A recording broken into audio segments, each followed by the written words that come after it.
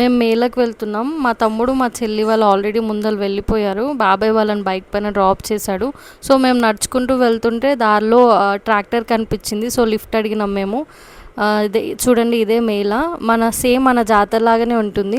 So, మేము మేళంతా చూస్తూ వెళ్తున్నాం. సో, ఇక్కడ మాకు కొలంబస్ కనిపించింది.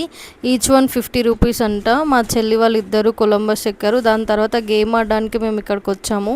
సో, 6 బాల్స్ ఇచ్చాడు. ఒక్కటైనా పడుతుంది అనుకున్నా కానీ ఒక్కటి కూడా అవ్వలేదు. 50 రూపీస్ బొక్క. దాని తర్వాత మేళంతా చూస్తూ మేము అలా షాపింగ్ చేస్తూ తిరుగుతూ ఉన్నాం. చూడండి మేళ ఎలా ఉందో. పంజాబీ సిక్ వాళ్ళకి 1 మంత్ మొత్తం ఫెస్టివల్ అన్నమాట. సో, ఇయర్లీ వన్స్ వస్తుంది అండ్ మొత్తం 1 మంత్ వీళ్ళు సెలబ్రేట్ చేసుకుంటారు ఈ ఫెస్టివల్ని.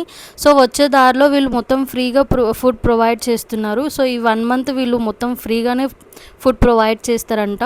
వచ్చే దారిలో లంగర్ అని ఉంటుంది, వీళ్ళు లంగర్ అని పిలుస్తారు ఇక్కడ.